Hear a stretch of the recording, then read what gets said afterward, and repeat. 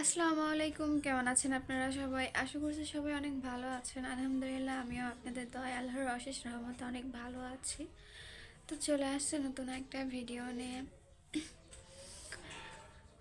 আজকের ভিডিওটা সারাদিন কি করছি না করছি, কি রান্না বান্না করছি সেটাই দেখাবো আজ। আর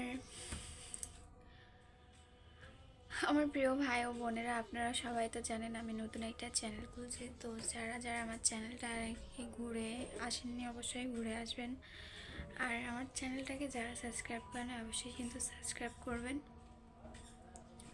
কারণ আপনাদের সাপোর্ট আর ভালোবাসাতেই কিন্তু আমি অনেক দূর আগায় যেতে পারবো, সেই জন্যই কিন্তু বলতেছি। তো আপনারা চেষ্টা করবেন একটু সাপোর্ট আর ভালোবাসা দিয়ে আমাকে সামনে আগাইতে, তো আমি যাতে ভালো ভালো ভিডিও ছাড়তে পারি সেরকম। এখানে দুপুরে রান্না বাড়া করা হবে, আর আজকে রান্নাতে ছিল বেগুন, ছিম আর আলু দিয়ে মাছ রান্না করা হবে। আজকে তরকারিতে ছিল ছিম তরকারি। তো যাই হোক, আজকে হচ্ছে লওলা মাছ বলে এটাকে, লওলা মাছ দিয়ে ছিম তরকারিটা রান্না করা হবে। এর ভিতরে কয়েকটা আমি বেগুনও দিয়ে দিচ্ছি আর আলু দিচ্ছি। তো এখানে প্রথমে আমি গ্যাসটাকে অন করে নিচ্ছি, আর গ্যাসটাকে অন করে নেওয়ার পরে আমি কড়াইতে তেল দিয়ে দেব।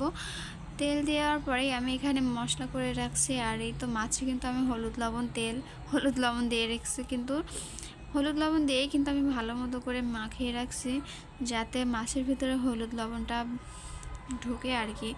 আর এই তো এখানে আমি তেল দেওয়ার পরে মাছটাকে সুন্দর মতো করে ভেজে নেব। আর এই যে আমার মাছ কিন্তু ভাজা শেষ, আমি ওইটা ভিডিও করতে পারি নাই।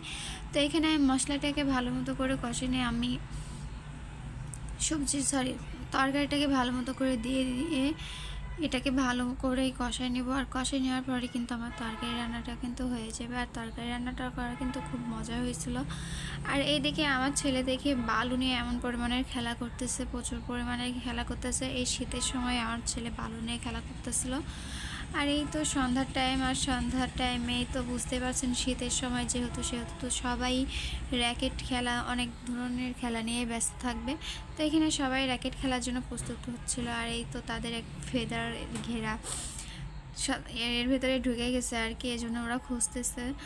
তো র্যাকেট খেলা হবে এখানে সন্ধ্যার সময়, যেহেতু তো সবাই র্যাকেট খেলবে। আর শীতের সময় তো এই খেলাটা মানে বিখ্যাত আর কি।